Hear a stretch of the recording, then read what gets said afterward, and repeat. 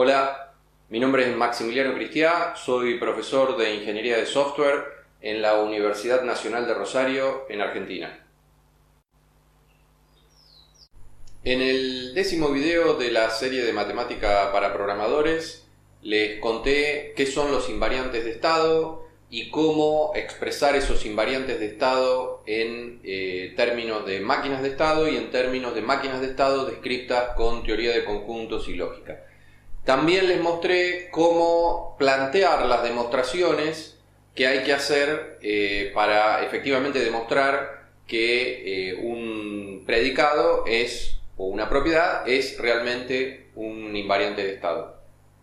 En este video les voy a mostrar que en algunos casos setlog se puede usar como un demostrador automático de teoremas para demostrar en particular que un predicado es un invariante de estado. En la última escena del 10º video, del video anterior de esta serie, les mostré este ejemplo sobre invariantes. Seguimos con el ejemplo de las cuentas bancarias. Entonces teníamos como transiciones de la máquina de estado las operaciones abrir y cerrar, que ya hemos especificado de varias formas diferentes. Como variables de estado tenemos la variable b, que es la que usamos siempre, que es un conjunto es el conjunto de cuentas del banco, donde cada cuenta es un par ordenado cuya primer componente es el número de la cuenta y la segunda componente es el saldo de la cuenta. El invariante que pretendemos demostrar es que b es una función, es decir, este conjunto de pares ordenados es no solo un conjunto de pares ordenados, sino que además es una función. Recuerden que una función, dada como conjunto de pares ordenados, significa que ninguna de las primeras componentes de los pares que están en el conjunto se repite, son todas distintas. Para escribirlo en términos matemáticos, el hecho de que b es una función lo escribimos de esta forma, donde este símbolo de la flecha con una raya en el medio significa el conjunto de todas las funciones. Entonces, las demostraciones que habría que hacer para corroborar que efectivamente esto es un invariante es, suponiendo que partimos de un estado donde vale el invariante, ejecutamos una de las transiciones, en este caso abrir. Fíjense que la variable se repite aquí y aquí. La transición nos lleva a un nuevo estado y lo que tenemos que ver es que en ese nuevo estado b sigue siendo una función. Fíjense que nuevamente la variable b' con el underscore se repite del otro lado del implica. Y lo mismo para el caso de cerrar, la demostración que hay que hacer es exactamente la misma. Ahora vamos a ver cómo escribir esto en setlog. Para usar setlog como demostrador de invariantes, lo primero que tenemos que entender es cómo escribir el teorema en setlog. Es un poco extraño como la forma en que hay que escribirlo, pero es la única forma en que setlog lo puede resolver al problema. Entonces, fíjense que los invariantes que nosotros hemos estado viendo tienen siempre esta forma. El invariante se ejecuta una transición y se espera que valga el invariante en el estado siguiente. Es decir, son dos predicados, es decir, es una implicación que tiene como antecedente una conjunción y como consecuente un predicado atómico. Si nosotros queremos demostrar algo de esta forma usando setlog, tenemos que demostrar que la negación de esto es falso, es falsa. Más adelante les voy a explicar por qué. La negación de algo de esta forma, la negación de P y Q implica R, es P y Q y no R. Lo pueden calcular también con simples cálculos de lógica proposicional. Más adelante se los voy a mostrar. Entonces, la idea es que si esto es verdadero, si esto es válido, entonces setlog debe responder no cuando ejecutamos la negación. Si setlog para la negación responde no, eso inmediatamente a nosotros nos dice que la implicación es verdadera. Y si la implicación es verdadera, quiere decir que se satisface, que se preserva el invariante. Veamos un ejemplo concreto de cómo entonces demostrar que una transición de estado preserva un invariante usando setlog. El ejemplo que vamos a usar es el primer invariante que nos planteamos del sistema de cuentas bancarias. B es una función, ejecutamos abrir y entonces B en el estado siguiente tiene que seguir siendo una función. Para demostrar esto usando setlog, lo primero que tenemos que hacer es negar esta fórmula. Entonces la negación de estas fórmulas es siempre igual, estos dos quedan igual y lo que hay que hacer es cambiar el implica por una conjunción y negar lo que está después del implica. En este caso, no B' pertenece al conjunto de las funciones. Y ahora lo que tenemos que hacer es traducir esto a setlog. Básicamente lo que tenemos que hacer es traducir esta parte y esta parte, porque esto ya lo tenemos escrito en setlog. Para decir que B es una función o que B pertenece al conjunto de todas las funciones, en setlog tenemos el predicado pfun. ¿Está? Pfun. Y entre paréntesis B. Esto significa exactamente esto, que B es una función. La conjunción es el ampersand, abrir es la especificación que hemos escrito en setlog de abrir, la conjunción vuelve a ser el ampersand y ahora tenemos que escribir el no B pertenece al conjunto de las funciones. Para eso tenemos otro predicado que es npfun, es decir, con la n adelante, es el pfun con la n adelante. Esto significa exactamente lo que está diciendo eso, es decir, B no es una función, por lo tanto es lo mismo que decir que B no pertenece al conjunto de las funciones. Cuando le damos todo esto a setlog, fíjense que lo terminamos en punto siempre, lo que tenemos que esperar es que setlog responda no. Si responde una cosa diferente a no, quiere decir que esto no es verdadero. Es decir, abrir no preserva este invariante. Y ahí tenemos un problema porque evidentemente hay un error o en abrir o en el invariante que nosotros esperamos que se cumpla. Ahora, si setlog cuando le damos esta fórmula responde no, entonces estamos seguros que esto es realmente un invariante. Ahora vamos a pasar a la computadora para hacer algunas pruebitas más concretas con setlog.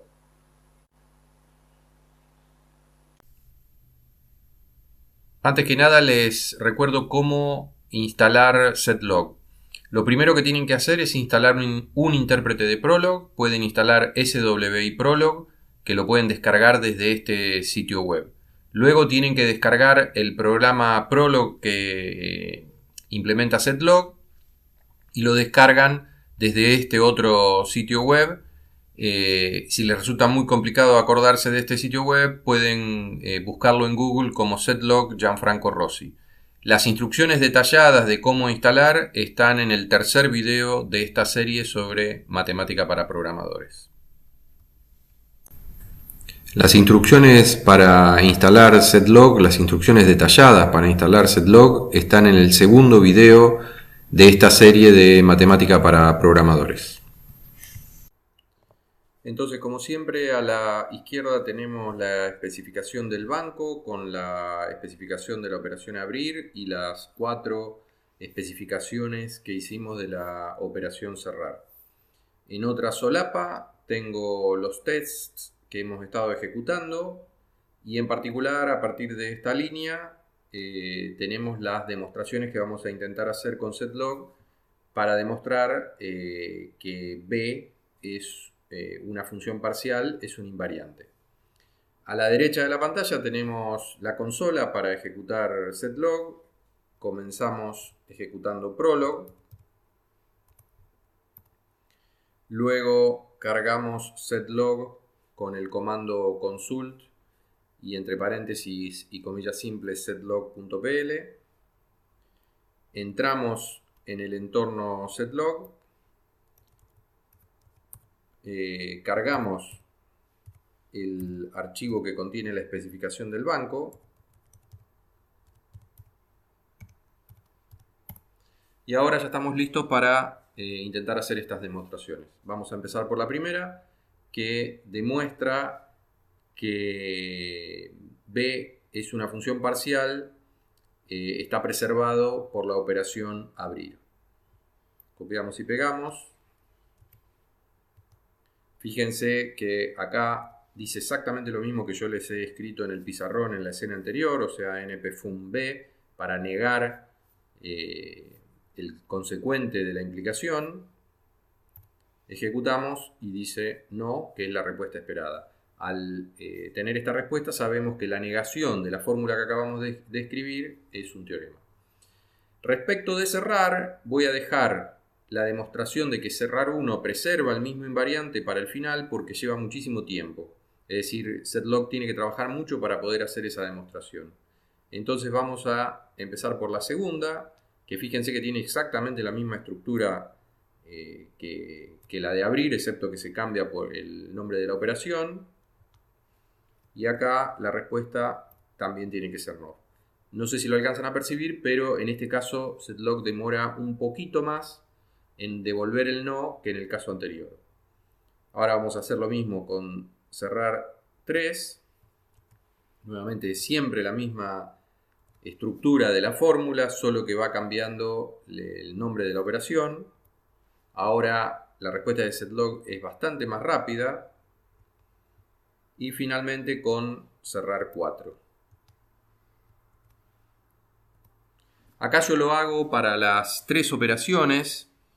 Vamos a empezar a hacerlo ahora con cerrar 1, que va a demorar mucho tiempo. Alrededor de 15 minutos en esta máquina.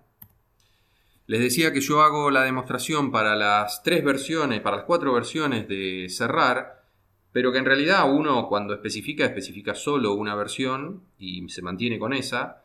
Yo les mostré 4 versiones diferentes de cerrar para mostrarles 4 posibilidades distintas y además para mostrarles cómo con diferentes operaciones de conjuntos, acá tienen la especificación, las 4 especificaciones, con diferentes especificaciones de conjuntos, setlog es más o menos eficiente. Y precisamente les había mostrado que cerrar 1 estaba entre las más ineficientes cuando ejecutábamos algunas pruebas, algunos casos de prueba que habíamos ejecutado por acá. Era una de las más ineficientes y lo que se mantiene cuando uno intenta hacer la demostración de la invariancia de que b es una función parcial. Yo ahora voy a dejar que esto siga corriendo y retomamos cuando termine.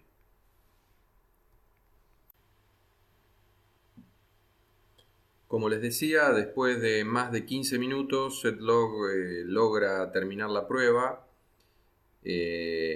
respecto de que la primera especificación de la operación cerrar preserva el invariante de que el conjunto de cuentas del banco es una función parcial. Habían quedado un par de cuestiones técnicas sin explicar antes de ejecutar las pruebitas que hicimos en setlog. La primera de las cuestiones es por qué la negación de P y Q implica R es P y Q y no R. Bueno, acá está el cálculo proposicional que hay que hacer.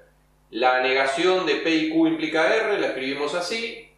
Lo que hacemos como primer paso es escribir la implicación como una disyunción.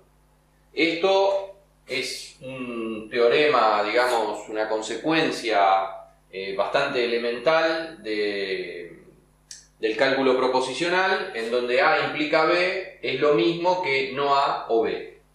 Entonces lo que hacemos es, no A sería P y Q, lo negamos acá, o B, que sería R. Luego distribuimos esta negación dentro de esta disyunción. Distribuir una negación es como multiplicar por menos 1, entonces nos queda acá la doble negación, tenemos que cambiar el signo de disyunción a conjunción y tenemos que negar el R, con lo cual nos queda no R. Como esta doble negación se cancela entre sí, esto es como si fuera menos 1 por menos 1, queda 1, entonces nos queda P y Q y no R. Acá está la justificación de por qué la negación de P y Q implica R es P y Q y no R.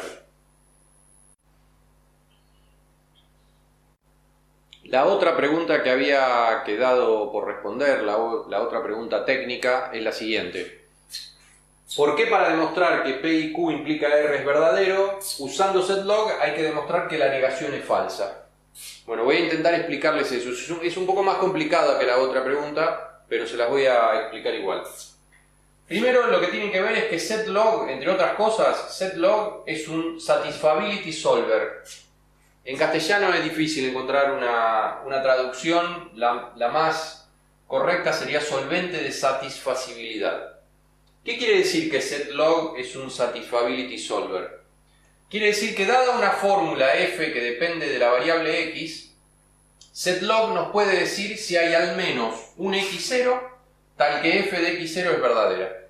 Le damos una fórmula que depende de una o más variables, yo acá puse una sola, pero puede ser de todas las variables que quieran, y setlog lo que trata de determinar es si hay algún valor para esa variable, este x0 sería un valor para la variable x, tal que la fórmula evaluada en ese valor reduce a verdadero.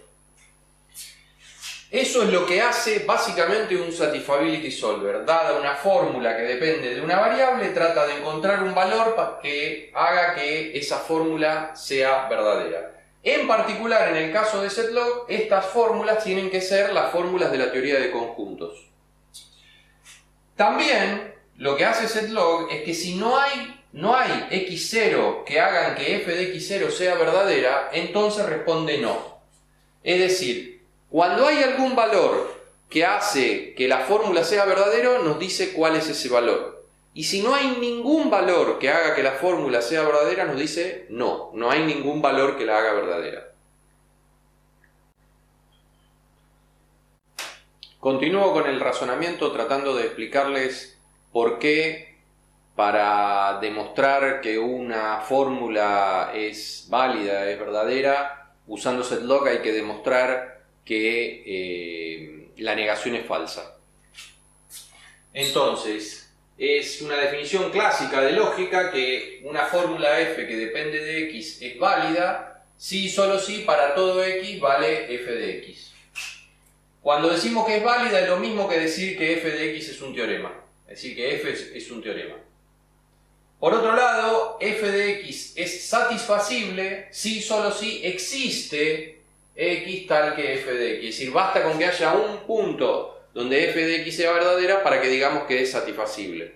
Obviamente hay fórmulas que son satisfacibles pero que no son válidas, porque pueden valer para un solo x pero no para todos los x. F de x es insatisfacible si y solo si es lo contrario de esto, es decir, no existe x tal que f de x. Ahora, si nosotros decimos que no existe x tal que f de x, es lo mismo que decir que para todo x no vale f, o sea, no f de x. Fíjense que esto es lo mismo que está acá, excepto por la negación. Es decir, que si nosotros aplicamos esta definición de acá, lo que es válido es no f de x. O sea, si vale esto, quiere decir que no f de x es válida. ¿Está? No f de x es válida. Entonces, f de x es un teorema o f de x es válida si y solo si no f de x es insatisfacible. ¿Está? Es insatisfacible. ¿Qué es esto? Cuando f de x, cuando una fórmula es insatisfacible, setlog responde no. Cuando una fórmula es insatisfacible, setlog responde no. Entonces, si setlog nos responde no para esta fórmula, para la negación de una cierta fórmula, nosotros automáticamente sabemos que la fórmula sin negación es un teorema. Esa es la razón por la cual nosotros, para poder demostrar que una fórmula es un teorema en setlog, tenemos que demostrar que su negación es siempre falsa.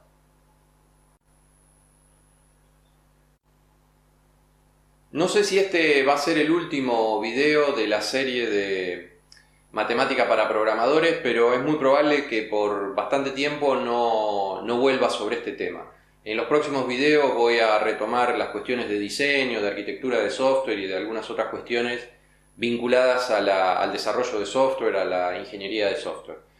Lo que sí me interesa que les quede luego de toda esta serie, probablemente algunos consideren larga, sobre matemática para programadores, es que la matemática y la lógica son increíblemente útiles para desarrollar buen software. No quiere decir que sea la matemática que les enseñan a lo mejor en los primeros años de una carrera de ingeniería, como el análisis matemático, las derivadas, las integrales, las sucesiones, etc. Pero sí hay un subconjunto de la matemática, sí hay un subconjunto de la lógica que es esencial para un buen programador. Por eso a mí me gusta decir que matemática más lógica más diseño es o da programación. No es solo matemática y lógica, no es solo diseño, es la combinación de esas tres cosas que hacen a los buenos programas. Los buenos programas se hacen de manera sólida, siguiendo reglas matemáticas, y se hacen de manera flexible y modificable, siguiendo reglas de diseño como los patrones de diseño. Espero que después de estos 11 videos les quede la idea al menos de que la matemática es útil y es muy importante para ser buenos programadores.